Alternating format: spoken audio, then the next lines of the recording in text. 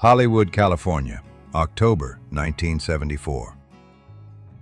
John Wayne is 67 years old. He has been making pictures for 46 years. He has won the Academy Award for True Grit.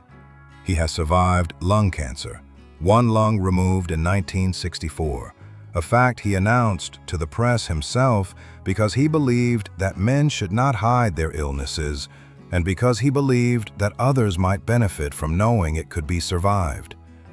He has outlasted trends and fashions and the cycles of the industry with the particular durability of a man who was never fashionable to begin with and therefore could not go out of fashion. He is not well in 1974, though this is not yet public knowledge. He is making a picture called Rooster Cogburn, a sequel to True Grit. Katharine Hepburn opposite him, the two of them on a river in Oregon for most of the production. The work is demanding in the physical way that location shoots are always demanding, and Wayne at 67 carries the physical work the way he has always carried everything, without complaint, without visible diminishment, with the particular stubbornness of a man who has decided that the body is a tool and tools are for working. He visits the set of another production on a Tuesday afternoon in October between his own shooting days. This is not unusual for him. He has always moved through the industry this way, showing up, watching other people work, the genuine interest of a craftsman in other craftsmen's methods. He does not come with an entourage. He comes with one person, sometimes no one, and he watches and asks questions and moves on. The production he visits is a television movie shooting on Stage 7 at Paramount. Sam Elliott is 30 years old. He has been in Los Angeles for 8 years. He has done what a man does in 8 years of trying to build an acting career in Hollywood. He has worked steadily in small things, accumulated the craft the way craft accumulates, slowly, repetitively, in the specific detail of repeated failure and occasional partial success. He is not unknown. He is known the way a character actor is known at 30, which is by people who pay attention to character actors. He is in the television production on Stage 7. His role is not large. It is the kind of role that a working actor in his late 20s takes because it is work and it is in front of a camera, and every scene you do in front of a camera teaches you something, even the scenes that do not go the way you wanted them to. He has been on this production for 3 days. He has 2 scenes remaining. He is in his 3rd scene of the day when John Wayne walks onto Stage 7. He does not know Wayne is there. He is in the scene. A confrontation scene, 2 characters, a specific problem to solve in the space of 3 pages, and he is inside it the way you need to be inside a scene for it to work. The crew knows. The director knows. Several of the background performers have noticed, but the work on the floor continues because John Wayne, whatever else he is a professional who knows that you do not interrupt a take. The scene finishes. The director calls cut. The floor unlocks. Sam Elliott steps out of the scene the way actors step out of scenes, not dramatically, just a shift in attention. The character setting down and the actor picking back up. He reaches for a water bottle at the edge of the set. He looks up. John Wayne is standing 20 feet away. Not performing standing, just standing the way he stands, taking up the space he takes up, which is considerable. Looking at the set with the eyes of a man who has spent 46 years on sets and is looking at this one with genuine professional interest. Their eyes meet. Wayne nods. Elliott nods back. This is the full extent of the formal introduction. In the world these men inhabit, or that Wayne inhabits and Elliott is learning to inhabit, this constitutes an acknowledgement. A man of Wayne's standing nodding at a man of Elliott's standing on a stage floor is not a small gesture. It is the gesture of someone who has seen something worth seeing and is indicating without announcement that he has seen it.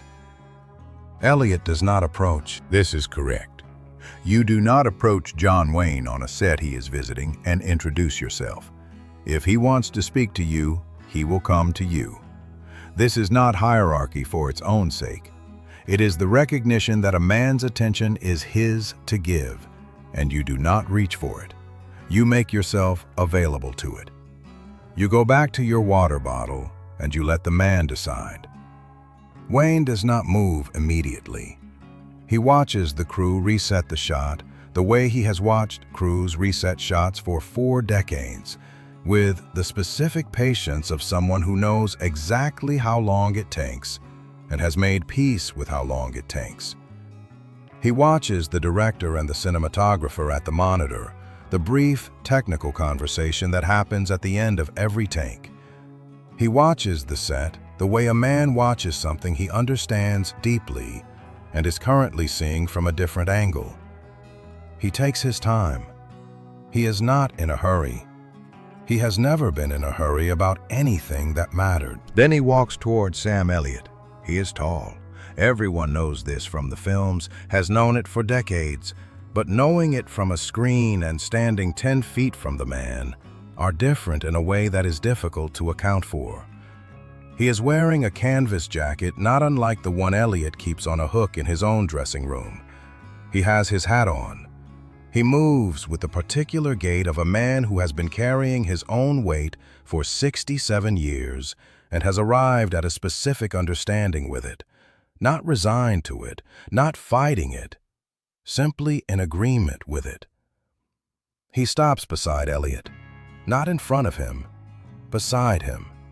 Both of them facing the set, the same direction, the same sight line. This is how Wayne does it.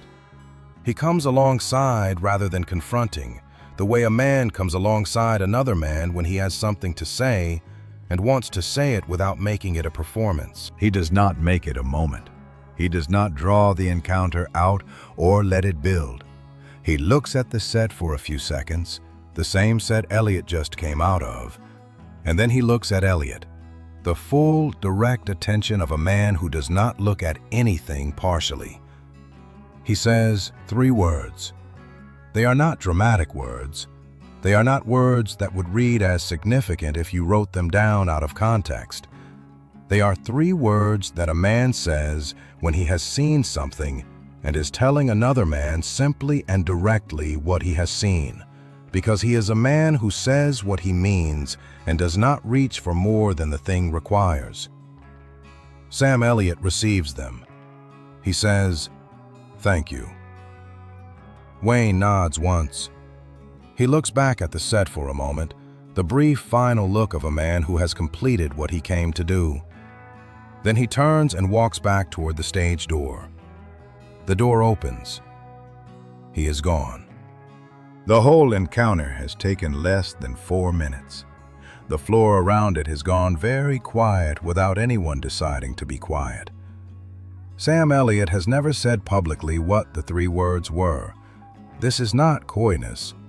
He has been asked in various interviews over the decades about the encounter with John Wayne in 1974.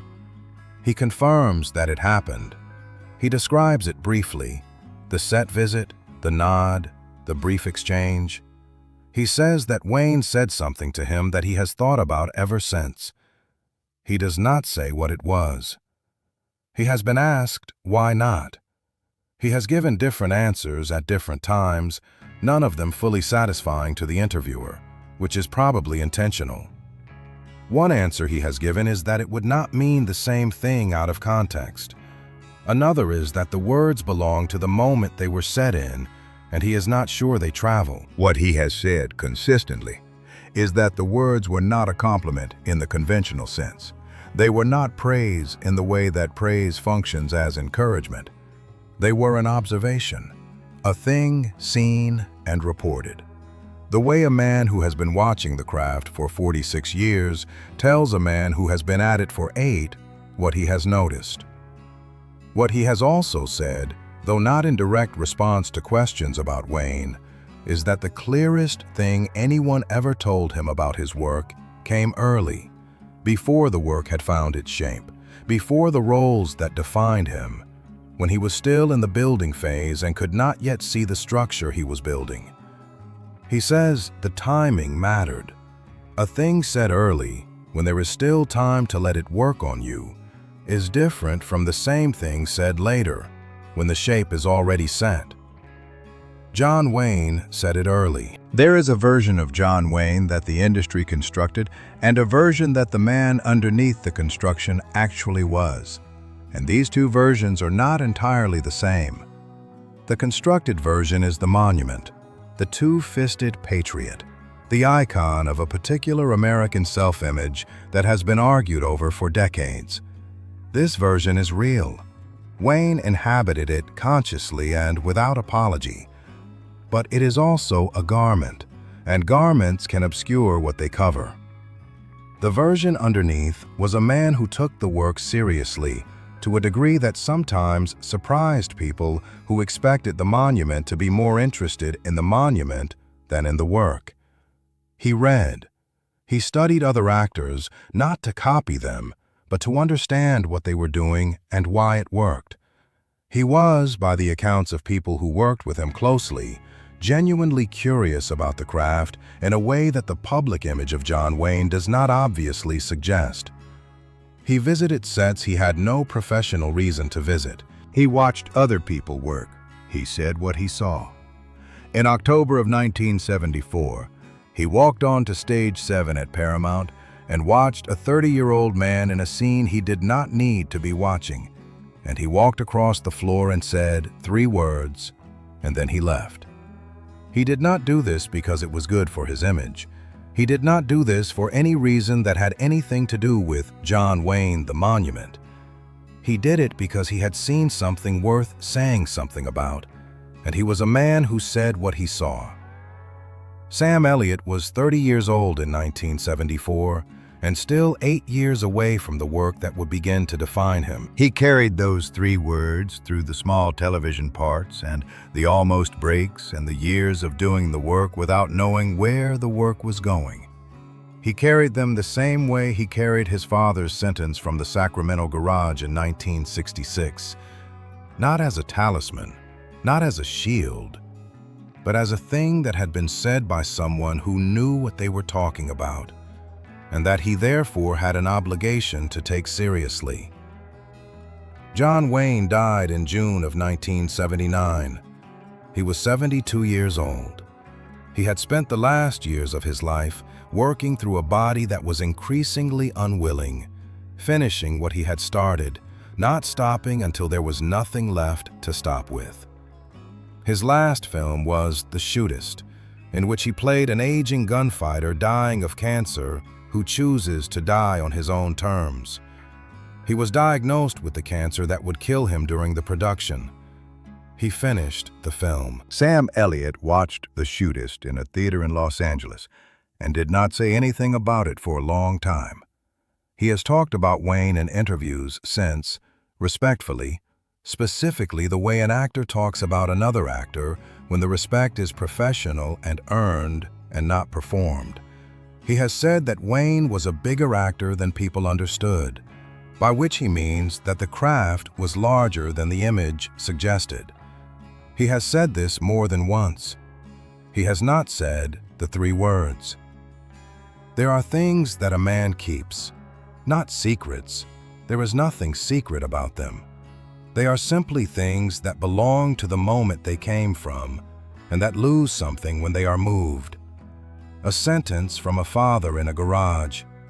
3 words from a man on a stage floor. The things that arrive at the right time and in the right form, and that work on you over the years in a way that public knowledge of them would not change, but would somehow diminish.